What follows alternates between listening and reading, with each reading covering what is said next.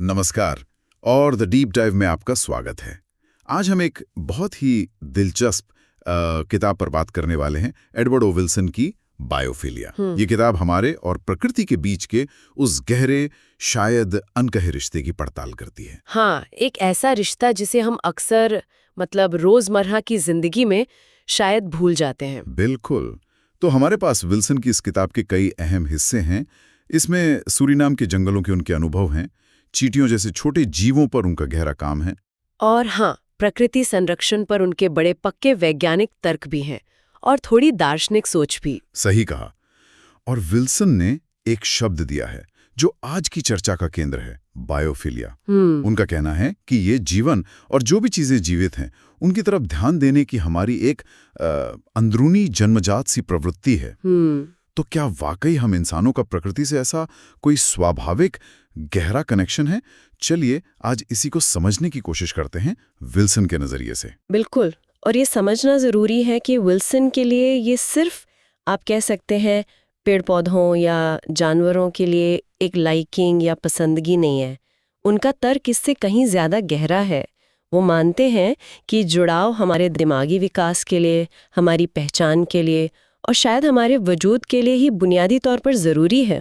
अच्छा। हाँ, तो आज हम यही देखेंगे कि कैसे विज्ञान, उनके निजी तजुर्बे और दर्शन को मिलाकर विल्सन ये बताते हैं कि जीवन को समझना, उससे जुड़ना, ये हमारी एक मूलभूत मानवीय जरूरत क्यों है। तो चलिए शुरू करते हैं कि विल्सन बायोफिलिया को परिभाषित कैसे करते हैं। अपनी प्रस्तावना में वो लिखते हैं कि बचपन से ही हम जीवों की तरफ खिंचते हैं, निर्जीव और सजीव में फर्क करना सीखते हैं। ऐसा लगता है जैसे जीवन हमें अपनी ओर बुलाता है। विल्सन मानते हैं कि हमारा होना, हमारी सोच, हमारी उम्मीदें, सब कुछ इसी प्रवृत्ति से बुना हुआ है। हाँ, और जैसा मैंने कहा, ये सिर्फ एक रोमांटिक ख्याल नहीं है। विल्सन इसे मानसिक विकास की एक बहुत ही पेचीदा प्रक्रिया मानते हैं। उनके मुताबिक दर्शन और यहाँ तक कि धर्म ने भी इस पहलू को अक्सर कम आंका है। अच्छा। हाँ, उनका मानना है कि जब हम दूसरे जीवों को, उनकी दुनिया को गहराई से समझते हैं तो हम सिर्फ उनका ही नहीं बल्कि अपना मूल्य भी बेहतर ढंग से समझ पाते हैं। ये ज्ञान हमें खुद से ज्यादा मजबूती से जोड़ता है। ये बात दिलचस्प है। और विल्सन सिर्फ थियोरी नहीं देते, वो अपने अनुभवों से भी इसे जोड़ते हैं। उन्होंने सूरीनाम के बर्नहार्ट्सडॉर्प गांव का जिक्र किया है। वहां की शांति, वो घना जंगल और कैसे प्रकृति ने उन्हें पूरी तरह अपने में खींच लिया। वो इसे प्रकृतिवादी का सम्मोहन कहते हैं। मतलब एक ऐसी मानसिक अवस्था जहां दुनिया की बाकी चीजें जैसे धुंधली पड़ जाती हैं और ध्यान सिर्फ प्रकृति पर टिक जाता है। एक तरह का ट्रांस कह सकते हैं। हाँ बिल्कुल। और मजे की बात यह है कि इस सम्मोहन में उनका ध्यान बड़ी बड़ी चीजों के साथ साथ बहुत छोटी चीजों पर भी जाता है, जैसे कि चींटियां और दीमक। अच्छा। वो बताते हैं कि सूरीनाम के जंगल के किसी भी हिस्से में अगर आप सारे जानवरों का वजन करें तो करीब 1/3 वजन सिर्फ चींटियों और दीमक का होगा। 1/3? ये तो बहुत ज्यादा है। मैं ना यकीन करना मुश्किल है, लेकिन ये दिखाता है कि जंगल के पूरे इकोसिस्टम में, उसके ऊर्जा चक्र में ये छोटे जीव कितनी बड़ी भूमिका निभाते हैं। ये वाकई हैरान करने वाली बात है और ये हमें प्रकृति के उस सूक्ष्म जगत की ओर ले जाती है जिसे हम अक्सर देख नहीं पाते।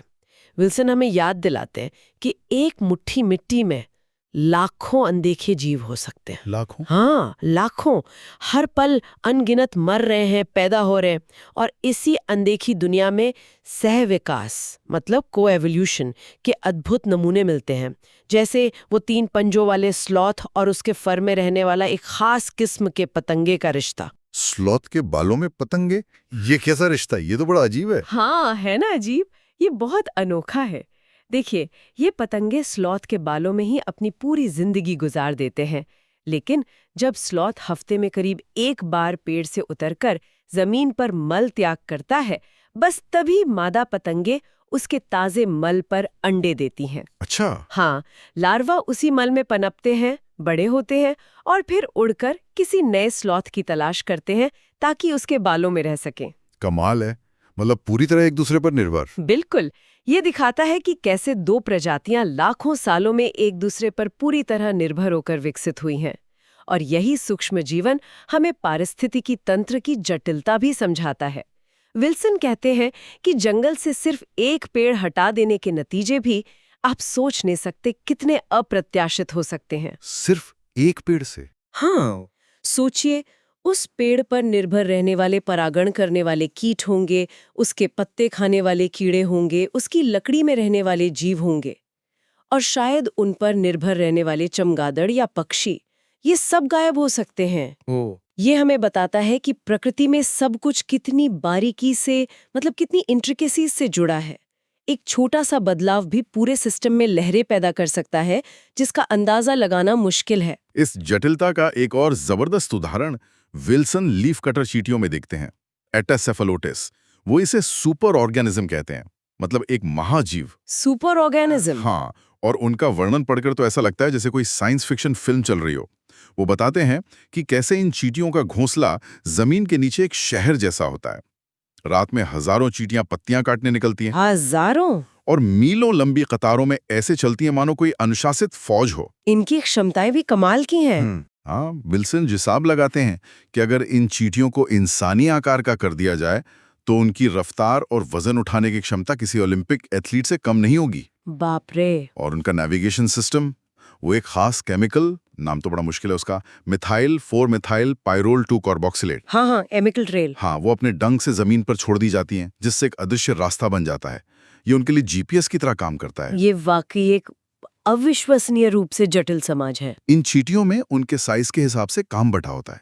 सबसे बड़ी वाली पत्तियां काटती हैं, कॉलोनी की रक्षा करती हैं। अच्छा। थोड़ी छोटी वाली उन्हें घोंसले तक ढोकर लाती हैं, और जो सबसे छोटी होती है ना, हाँ, वो उन पत्तियों को चबाकर एक खास तरह की फंगस उगाती हैं। वही फंगस उनका मुख्य भोजन है, वो पत्तियां नहीं खाती। क्या बात है। फंगस की खेती करती हैं चींटियां। बिल्कुल। और एक रानी चींटी होती है जिसका काम सिर्फ अंडे देना है।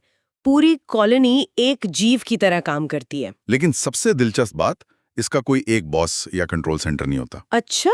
कोई सेंट्रल कमांड नहीं। नहीं, हर चींटी अपने हिस्से का काम करती है और उससे ही पूरा सिस्टम चलता है। इसीलिए विल्सन इसे सुपर ऑर्गेनिज्म कहते हैं। ये सुपर ऑर्गेनिज्म वाली बात तो सोचने पर मजबूर करती है। ऐसा लगता है जैसे प्रकृति में संगठन के बिल्कुल अलग ही नियम है। बिल्कुल। और यही जटिलता, जहां कोई एक कंट्रोल सेंटर नहीं है, हमें याद दिलाती है कि इकोसिस्टम को समझना कितना मुश्किल है, जैसे हमने पहले पेड़ हटाने वाले उदाहरण में देखा था। और देखिए, ये भी दिलचस्प है कि इस तरह का शोध सिर्फ किताबी नहीं है। विल्सन बताते हैं कि ये अमेज़न में चल रही बड़ी संरक्षण परियोजना से जुड़ा था। अमेज़न में कैसे? वैज्ञानिक ये समझने की कोशिश कर रहे थे कि वन्य जीवों को बचाने के लिए जो रिजर्व बनाए जाते हैं, उनका कम से कम साइज कितना होना चाहिए, ताकि वो प्रजातियों को लंबे समय तक बचा सके, खासकर अमेज़न जैसे बेहद विविध इलाके में। लीफ कटर जैसी प्रजातियों का अध्ययन इस जटिल सवाल का जवाब खोजने में मदद करता है। समझ गया। तो ये ज्ञान सीधा सीधा संरक्षण के काम आता है। हाँ, बिल्कुल। विल्सन सिर्फ जंगल के जीवों तक ही नहीं रुकते, वो इंसान और प्रकृति के रिश्ते पर भी गहराई से सोचते हैं। वो यरूशलेम का एक अनुभव बताते हैं, जहां वो एक पवित्र धार्मिक स्थल पर भी चींटियों को स्टडी कर रहे थे। हाँ, ये एक तरह का विरोधाभास दिखाता है ना। एक तरफ इंसानों का बनाया पवित्र स्थान, दूसरी तरफ प्रकृति अपना काम करती हुई। सही। वो इतिहासकार लियो मार्क्स की मशीन इन द गार्डन वाली दुविधा का भी जिक्र करते हैं। ये एक तरह की कश्मकश है। हमें प्रकृति की शांति चाहिए, उसका सुकून चाहिए, लेकिन हम उस टेक्नोलॉजी और मशीन के बिना भी नहीं रह सकते जो अक्सर उसे नुकसान पहुंचाती है। हम शहरों में रहते हैं, सुविधाओं पर निर्भर हैं, पर कहीं गहरे में हमारी आत्मा शायद जंगल की पुकार सुनती है। विल्सन एक जरूरी सवाल उठाते हैं, क्या हम अनजाने में उसी चीज को धीरे धीरे खत्म कर रहे हैं जिससे हमें इतना लगाव है? यहाँ एक विकासवादी नजरिए से भी देखना जरूरी है। विल्सन मानते हैं कि हजारों लाखों सालों में इंसान का दिमाग अपनी संस्कृति के अंदर ही विकसित हुआ है। अच्छा। हमने अपने आसपास के माहौल को बदला है, खेती की, शहर बसाए, और इससे हमें फायदा भी हुआ है। ये हमारी प्रजाति की सफलता की कहानी का हिस्सा है। तो मतलब ये टकराव रहेगा ही? शायद हाँ। हम शायद हमेशा इस द्वंद्व में रहेंगे, प्रकृति और मशीन के बीच, जंगल और शहर के बीच। ये एक ऐसा संतुलन है जिसे हम लगातार तलाशते रहते हैं। और जैसा कि भूगोलवेता यीफू त्वान कहते हैं, शायद ये संतुलन पूरी तरह से इस दुनिया का है ही नहीं। ये तो बड़ी गहरी बात है। विल्सन विज्ञान और कला के बीच भी एक दिलचस्प पुल बनाते हैं। वो समय के अलग अलग पैमानों की बात करते हैं, जैसे हमारे पास कोई टाइम मशीन हो। Time machine? हाँ, मतलब समय को अलग अलग नजरियों से देखने की क्षमता। जी। जीव विज्ञान सेकंड के हजारों हिस्से में काम करता है, वो उसे बायोकेमिकल टाइम कहते हैं। फिर जीव के स्तर पर सेकंड और मिनट में, ऑर्गेनिज्मिक टाइम, पूरे इकोसिस्टम के स्तर पर सालों और दशकों में, इकोलॉजिकल टाइम, और विकास के विशाल पैमाने पर हजारों लाखों सालों में, इवोल्यूशनरी टाइम। वाह, ये तो समय के कई स्तर हो गए। हाँ, और हर स्तर एक अलग कहानी बताता है। ये वाकई एक बड़ा कैनवस है। हर स्तर पर जीवन को समझने के लिए अलग तरह के सवाल और तरीके चाहिए। बिल्कुल। और विल्सन कहते हैं कि विज्ञान और कला दोनों ही असल में खोज के सफर हैं। दोनों ही रूपक यानी मेटाफर और सादृश्य यानी एनालॉजी का इस्तेमाल करते हैं ताकि अनदेखे और अनजाने को समझा जा सके। कैसे? जैसे वैज्ञानिक नए सिद्धांत बनाने के लिए जाने पहचाने विचारों से तुलना करते हैं। उन्होंने जापानी भौतिक विज्ञानी युकावा का उदाहरण दिया है। हाँ, जिन्होंने मेसॉन की कल्पना की थी। सही। और कवि और कलाकार अपने अनुभवों और भावनाओं को व्यक्त करने के लिए रूपक गढ़ते हैं। विल्सन तो इंसान को काव्य प्रजाति, पोएटिक स्पीशीज कहते हैं, क्योंकि हम कहानियों, प्रतीकों और रूपकों के जरिए ही दुनिया को समझते हैं और मतलब देते हैं। ये बात तो सही है। वैज्ञानिक खोज का सार भी यही है। आप एक पहेली देखते हैं, फिर आप मौजूदा ज्ञान से कोई समानता ढूंढते हैं, उसके आधार पर एक अंदाजा या परिकल्पना बनाते हैं। हाइपोथेसिस। हाँ, हाइपोथेसिस। और फिर उसे प्रयोगों या अवलोकनों से परखते हैं। विल्सन खुद इसका उदाहरण देते हैं जब वो अपने और रॉबर्ट मैकार्थर के द्वीप जैव भूगोल यानी आइलैंड बायोजियोग्राफी के सिद्धांत के विकास की कहानी बताते हैं। वो क्या सिद्धांत था, संक्षेप में बताएंगी? जरूर। उन्होंने देखा कि किसी द्वीप पर कितनी प्रजातियां पाई जाती हैं, ये दो चीजों पर निर्भर करता है। एक तो द्वीप कितना बड़ा है और दूसरा वो मुख्य भूमि से कितना दूर है। अच्छा। उन्होंने इसे गणितीय रूप में समझाया। उनका मॉडल ये बताता है कि द्वीप पर नई प्रजातियों के आने और वहां पहले से मौजूद प्रजातियों के खत्म होने के बीच एक संतुलन बनता है। बड़े और नजदीकी द्वीपों पर ज्यादा प्रजातियां होती हैं। और ये संरक्षण के लिए महत्वपूर्ण है। हाँ, बहुत।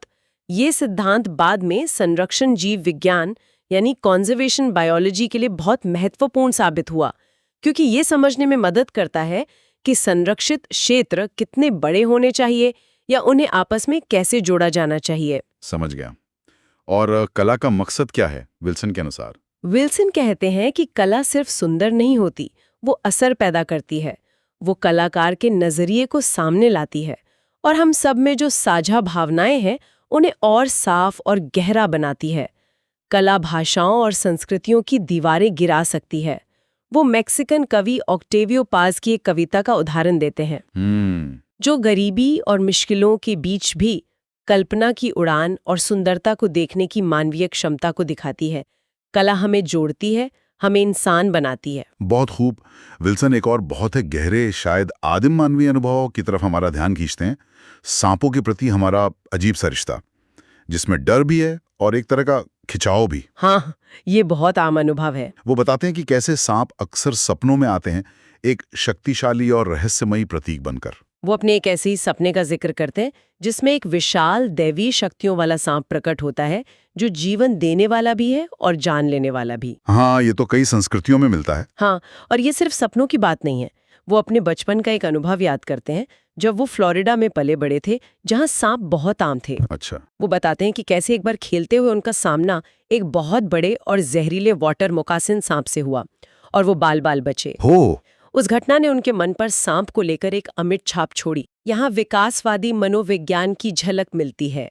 शोध बताते हैं कि इंसानों में सांपों से डरने की प्रवृत्ति लगभग स्वाभाविक सी है। स्वाभाविक मतलब जन्म से नहीं। ऐसा नहीं कि हम डर के साथ पैदा होते हैं, लेकिन 5 साल की उम्र के बाद इस डर को सीखना बहुत आसान हो जाता है, बाकी चीजों के डर के मुकाबले कहीं ज्यादा आसानी से। अच्छा। और यही प्रवृत्ति दूसरे प्राइमेट्स जैसे बंदरों और चिंपांजी में भी देखी जाती है।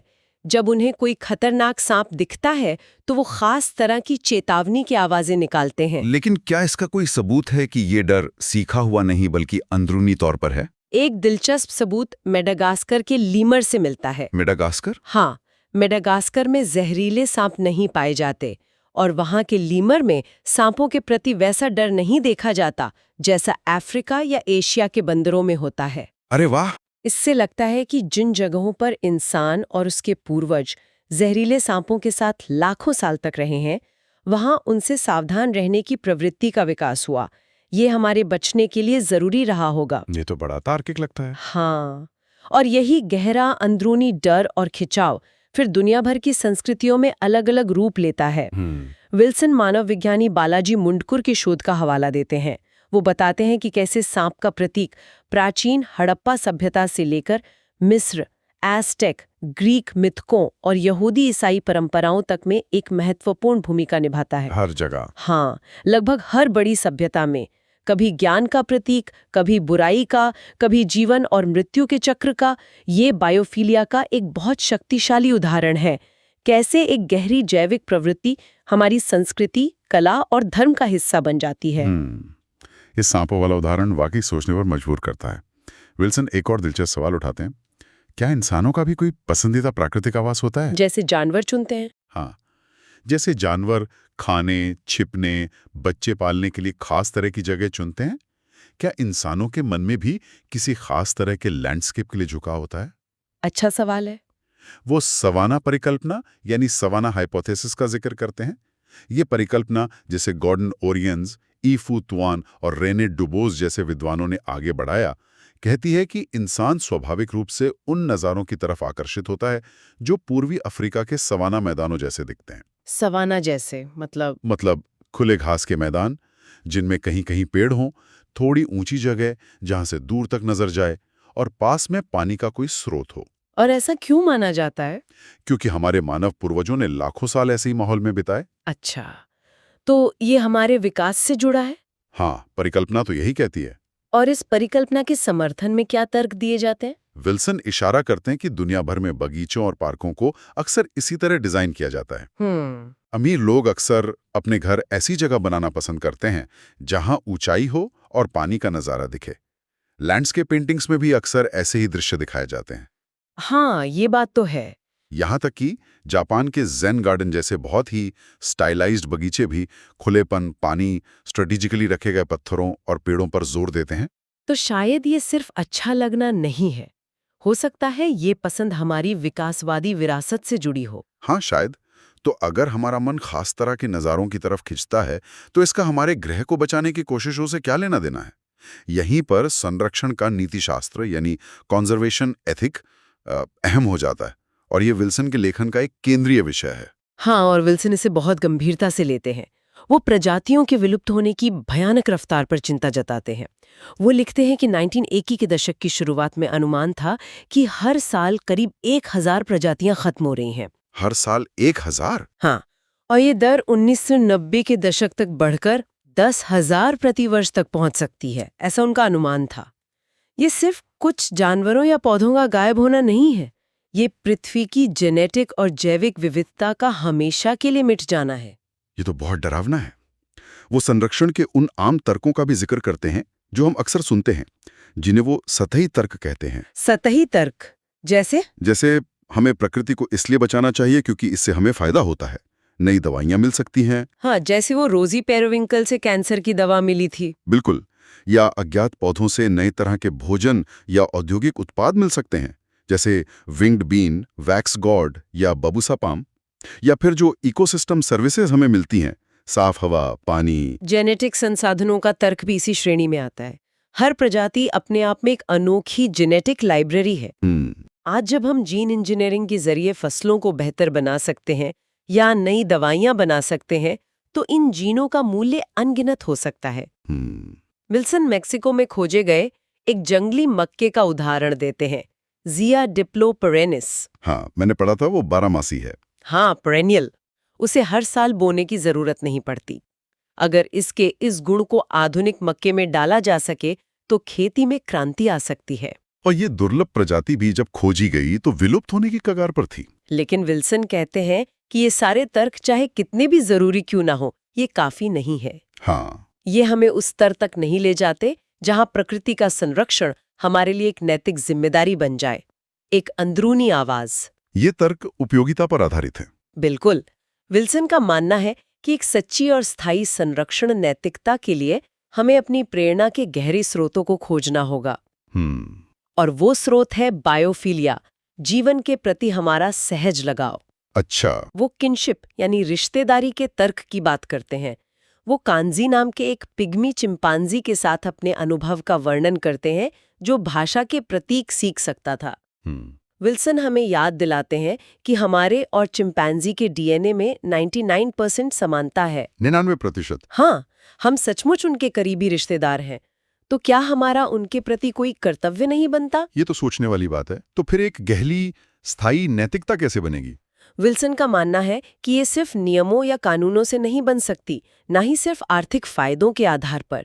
ये अनुभव से, ज्ञान से, गहरी भावनाओं से और आपसी सहमति से विकसित होती है। ये सिर्फ दूसरी प्रजातियों को बचाने के बारे में नहीं है, ये हमारी अपनी इंसानियत को, हमारी आत्मा को बचाने के बारे में है। हमें अपनी विस्तार करने की प्रवृत्ति और प्रकृति को बचाने की जरूरत के बीच जो टकराव है, उसे हल करना होगा। और इसका आधार विल्सन के अनुसार बायोफिलिया ही हो सकता है, जीवन के लिए वो गहरा, सहज सम्मान और प्रेम। तो इस पूरी चर्चा का निचोड़ शायद यही है कि एडवर्ड ओ विल्सन के लिए बायोफिलिया महज एक किताबी विचार नहीं है। ये हमारे वजूद का, हमारी मानवीय पहचान का एक बुनियादी हिस्सा है। हाँ, बिल्कुल। प्रकृति से हमारा रिश्ता कोई बाहरी चीज नहीं, बल्कि हमारे अंदर गहराई तक समाया हुआ है और जरूरी भी है। एकदम सही। विल्सन का अंतिम संदेश यही है कि जीवन को अपने अलावा दूसरे रूपों में भी समझने और उसे महत्व देने से हम खुद को बेहतर ढंग से समझ पाएंगे और अपना असली मूल्य पहचानेंगे। असली चुनौती शायद बाहरी दुनिया को जीतने की नहीं है, बल्कि अपने अंदर झांककर प्रकृति के साथ अपने इस पुराने गहरे रिश्ते को फिर से खोजने और उसे सम्मान देने की है। ये वाकई सोचने वाली बात है और ये श्रोताओं के लिए भी एक सवाल छोड़ जाती है। क्या हमारे रोजमर्रा के जीवन में, हमारे आसपास की छोटी छोटी चीजों में, बालकनी के गमले में, खिड़की पर चहचहाती चिड़िया में या पार्क के किसी पेड़ में, क्या उनमें भी वही आश्चर्य और जुड़ाव छिपा हो सकता है जिसे विल्सन ने सूरीनाम के जंगलों या चींटियों के जटिल समाज में महसूस किया? अच्छा सवाल है। क्या हम अपने भागदौड़ भरे जीवन में बायोफिलिया के इन छोटे छोटे संकेतों को पहचान कर उन्हें थोड़ी जगह दे सकते हैं? और भविष्य की दिशा क्या हो सकती है? जैसे जैसे जीव विज्ञान का हमारा ज्ञान बढ़ रहा है, जैसे जैसे हम प्रकृति के सूक्ष्म जगत और उसके जटिल ताने बाने को बेहतर समझ रहे हैं, क्या संरक्षण के प्रति हमारी नैतिकता और गहरी होगी? क्या उम्मीद है? विल्सन एक उम्मीद तो जगाते हैं, लेकिन एक बड़ा सवाल भी हमारे सामने रखते हैं। क्या हम आखिरकार जीवन से इतना प्रेम कर पाएंगे कि उसे बचा सके? ये सवाल आज शायद पहले से कहीं ज्यादा जरूरी और सामयिक है।